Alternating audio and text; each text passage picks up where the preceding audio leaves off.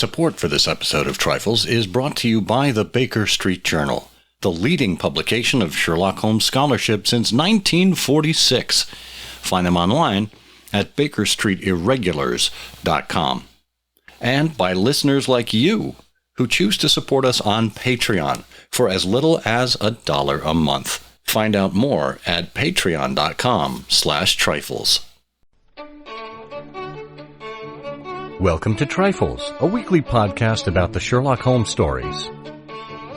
It is, of course, a trifle, but there is nothing so important as trifles.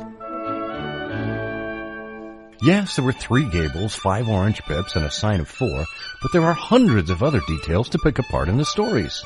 Pray, be precise as to details. You know the plots, but what about the minutiae? Have you ever stopped to wonder about how much money Holmes actually collected from the Duke of Holderness? Or why Watson constantly had to read the telegrams to him? You are very inquisitive, Mr. Holmes.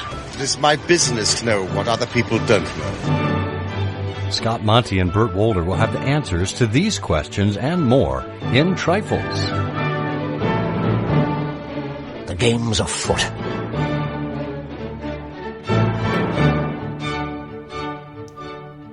Episode 360. By Jove. Hello and welcome to Trifles, the Sherlock Holmes podcast, where we look into the details in the Sherlock Holmes stories. I'm Scott Monty. I'm Burt Wolder. And Burt, I hope you are in a jovial nature today. I'm Mr. Joviality. Ho, ho, hoey, ho, ho. Just in time for the holiday season. I like that. Yes. Well, shoot your eye out, kid. There's always one in every crowd. I knew it. Well, this is going to be an interesting episode because we're going to be talking about what essentially comes down to as an oath. And we'll talk about exactly why it's an oath. But by Jove is an expression that I think is synonymous with British culture. We don't say it too much here in the United States, but it's certainly something that should be familiar to anyone who's read the Sherlock Holmes stories, perhaps has read a Woodhouse story for that matter. We're going to explore the origins of this and look at the derivations of it in the Sherlock Holmes canon. You can find this episode, as well as all of our others, on SherlockHolmesPodcast.com. This is episode 360, so simply search for that particular episode, or the short code is bit.ly/Trifles360, all lowercase. You can find us that way. And if you would like to get involved in supporting us at Trifles here, you can do that on Patreon. There's a button there on the website, or you can just go to patreon.com/trifles. We have set up through the Patreon app, if you download the app on your phone, we've set up a discussion forum there, and we are currently soliciting suggestions for things you'd like to hear about in next season, in 2024, if we can muster the strength and the ingenuity to extend the show that far. So let us know in the Patreon app what you think about topics for next year. And you can also email us, too, if you'd like, at trifles@ihearofsherlock.com with your recommendations. We'd love to hear from you.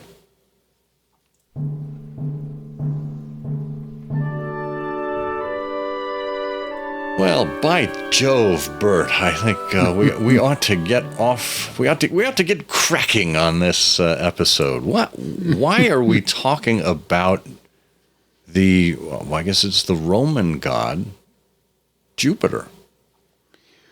Well, like all of these things, digging into the use of a particular word in the Sherlock Holmes canon, and we've done this over the last few months in Trifles from time to time, provides a window into so many things, particularly into Victorian habits and the differences between how these sorts of words are used today and the way the Victorians use them, and their importance in Victorian conversation and in the world of Sherlock Holmes is one of the things that's really interesting.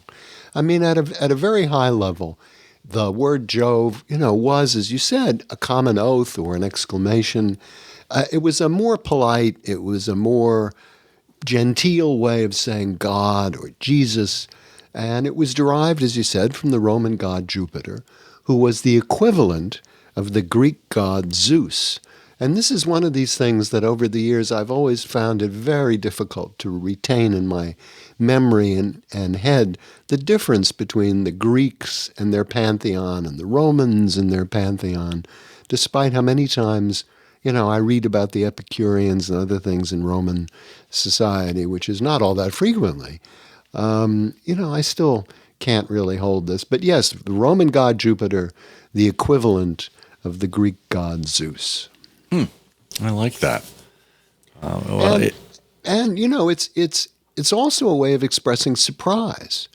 Yes. So rather than an oath, it's excitement or admiration, and it was a way of avoiding swearing, which is particularly considered to be unladylike and particularly considered to be uncouth in Victorian conversation. So you have things, by Jove, that was a close one, which is something you might find, as you said, in Woodhouse.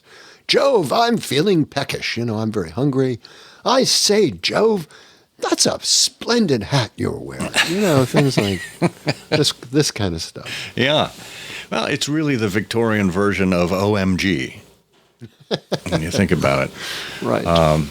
And interestingly, I've seen I don't know if it's a site or certainly there are social media accounts under this same name.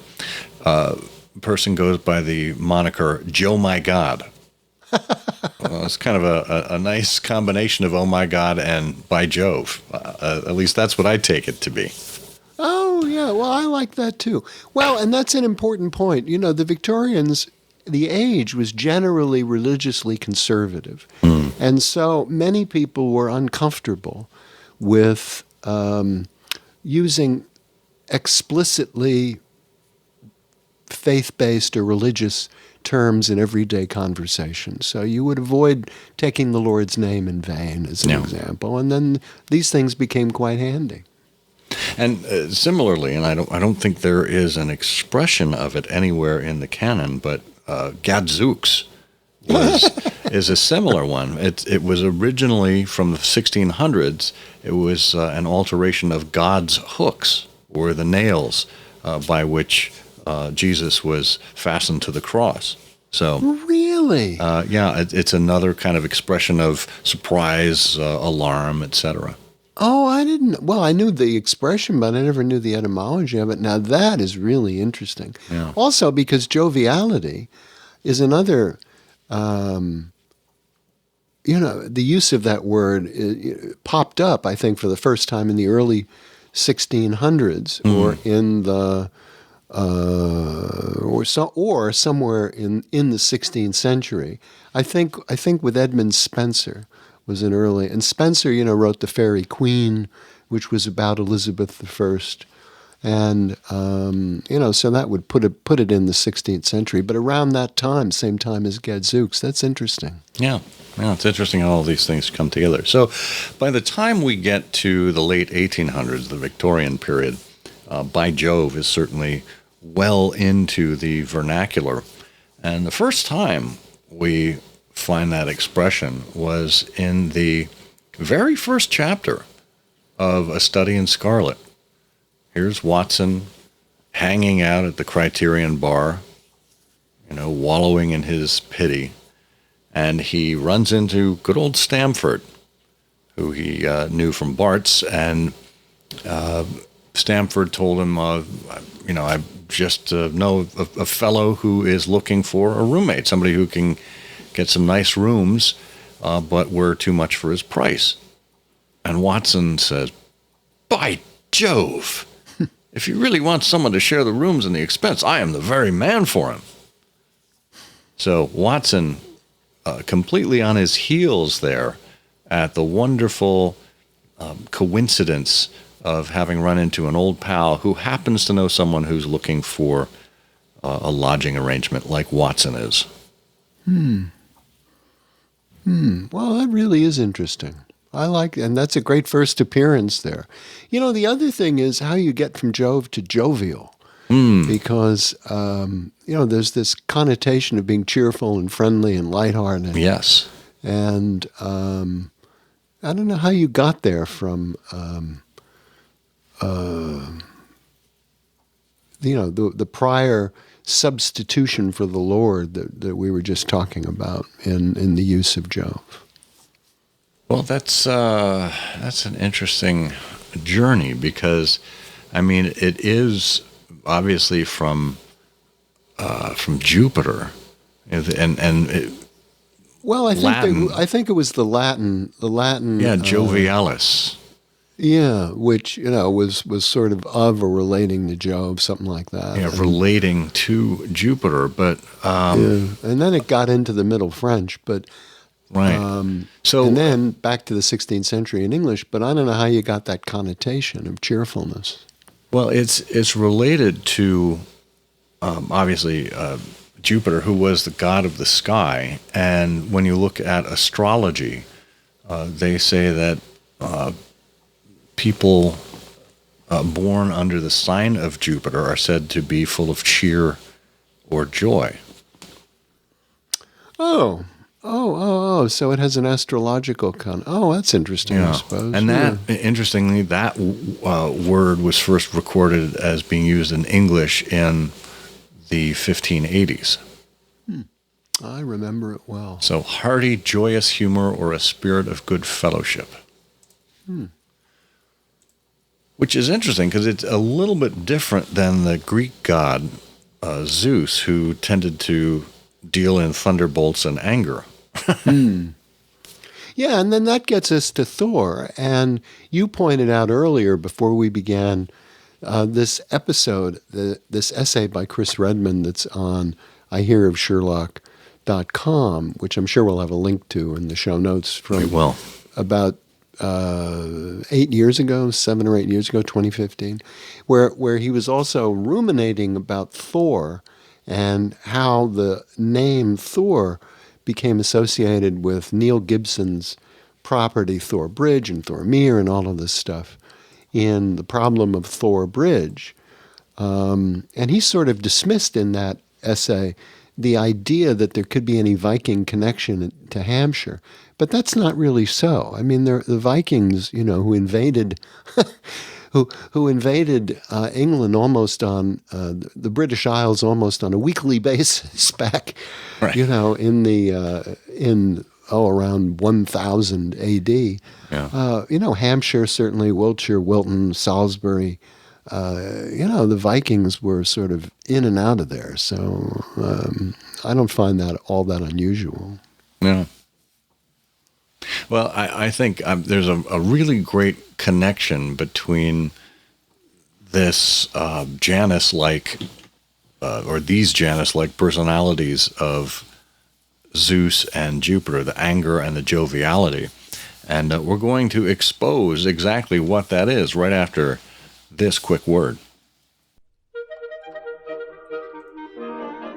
We're now in the fourth quarter of the year, and the Baker Street Journal is going as strong as ever under editor Dan Andriacco.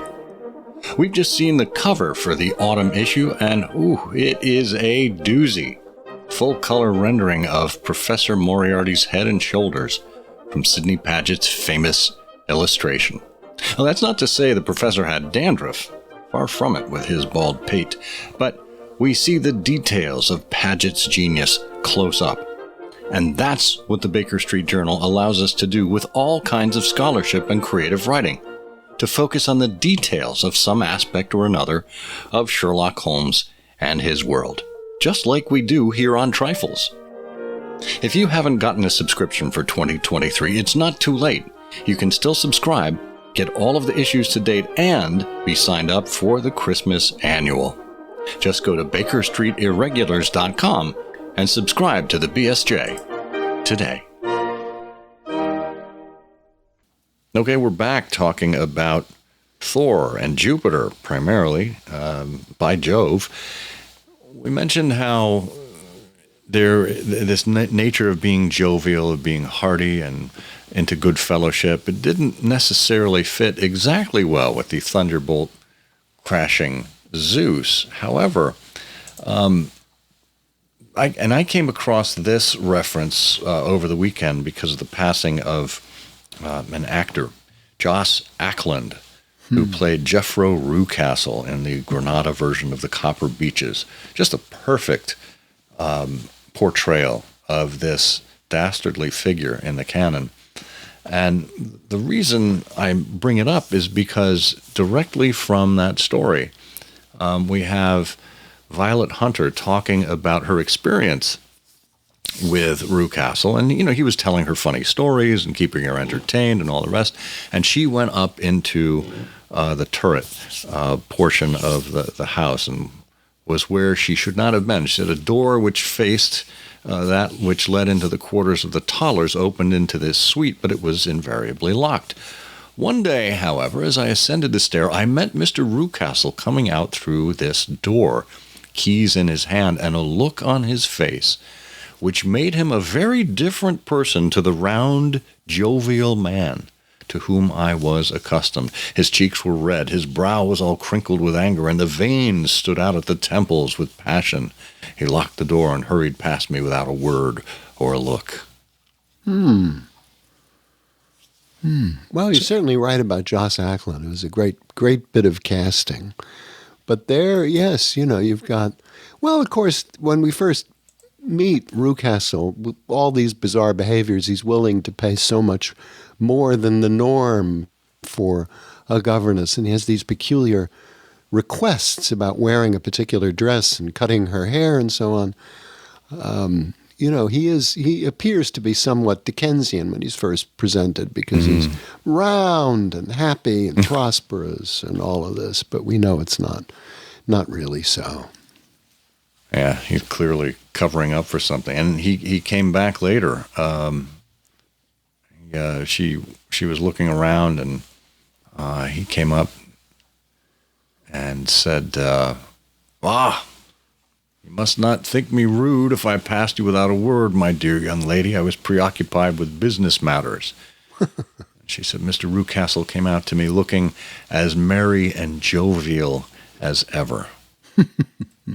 Yeah, but that won't last.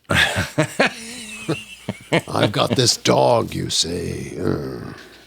And interestingly, we have Colonel Barclay from The Crooked Man, who we know, of course, ended up dead on the hearthstone. He was said to be a dashing, jovial old soldier in his usual mood. And here again, we've got this dual nature of Colonel Barclay, who is jovial to all who would know him, and yet he had this vindictive and, well, evidently guilty side from his previous dealings with Corporal Henry Wood that eventually took him down. Well, that's one of the nice characteristics, one of the many nice characteristics of the world of Sherlock Holmes, is that as we meet these characters, there are very, very few who are completely superficial. Occasionally we'll get a character who is introduced and dismissed in a sentence. But for the most part, even people like Rucastle, and the others you can describe, may present in one way, but we will soon learn other things about them, that there are hidden depths. And that's a recurring theme in the world of Sherlock Holmes, particularly as Holmes observes the countryside and says, you, Watson, may look upon these houses as being, cheerful, but I am struck by, their remove, the horrors that could be happening and things like this. There's always another layer, for the most part, in the attitudes and the habits of the people that we meet and whom Sherlock Holmes meets and counsels. Yeah, that's a great point. It really is. And I think Conan Doyle just did such a nice job exploring these with various characters. But one of the things I'm not clear about is, so we've talked about Jove, we've talked about Thor, we talked about etymology, we talked about Middle English, Latin. How do you get from Thor to Chris Hemsworth. I don't know how does that... Well, What's the etymology of that? It just takes a quick ticket at the movie theater. That's all. Oh, that's right. I wondered where that smell of butter was coming from. Yeah, he's quite a dashing version of our hero Thor. And I was thinking about Thor and Thor Bridge, and the whole Norse and Asgard connection there. If it was named Loki Bridge, we would have been on to Maria Gibson a lot more quickly, I think. There's mischief afoot here, Watson, on Loki Bridge. Oh, you Hiddlestone. No, wonderful. So there is only, as much as we hear about by Jove and jovial and joviality in the canon, there is only one instance where we hear about Jupiter in the canon. Where is that? Oh, that's in pertaining to Mycroft, where Holmes remarks, that it's like Jupiter leaving his orbit, Mycroft having a disruption in his daily habits of walking from one location to the Diogenes Club and back, that a great planetary disruption is equivalent to Mycroft changing his habits and paths. Jupiter descending, I think, is the phrase there. Well, and just while we're thinking about planets, is Saturn mentioned at all? Oh, well, that's interesting. I don't know. I'm wondering if Saturnine. I think you are onto something as there. An adjective might pop up, because that was rather... The Mazarin Stone, Billy, the young, very wise and tactful page who had helped a little to fill up the gap of loneliness and isolation which surrounded the saturnine figure of the great detective. Now that really is interesting, because that may be one of the first times, if not the first time, that the characteristic of loneliness is used as a way of describing Sherlock Holmes, who, later on, of course, in Lion's Mane, he will describe his life in retirement, or at least his villa, as lonely. Yeah. And he has a very deep and surprising friendship with Harold Stackhurst at the Gables. But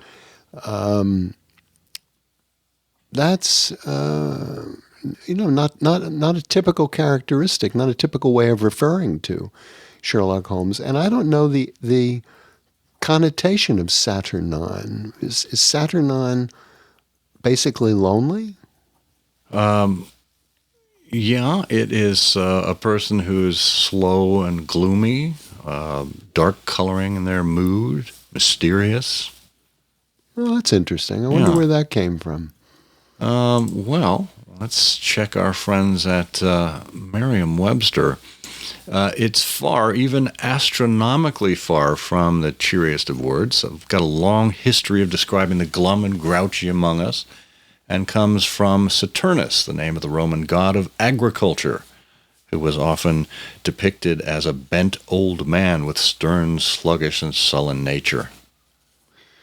Oh, see, that is interesting. Yeah, looking at the etymology, it's late Middle English, and it's one of these things, too, as you mentioned before, that derived connotations from astrology. So it's from the Old French Saturnin probably, from medieval Latin Saturnus of Saturn, identified with lead by the alchemists and associated with slowness and gloom by astrologers. So that's leaden. Saturnine would be a synonym, would be leaden, I imagine. How interesting. Now, there's a word, we will go through the rest of the week, and I guarantee you we will encounter nobody on television who will ever be saying, I say, by Jove, Dave, you seem a bit Saturnine today. And that is just a trifle. It is, of course, a trifle, but there is nothing so important as trifles. please join us again next week for another installment of Trifles. Show notes are available on SherlockHolmesPodcast.com. Please subscribe to us on Apple Podcasts and be sure to check out our longer show, I Hear of Sherlock Everywhere, where we interview notable Sherlockians and share news of the Sherlockian world. You've taken my breath away, Mr. Holmes. Time and time again, Mycroft's word has decided national policy. Then Jupiter himself is descending upon us today. Yes, indeed.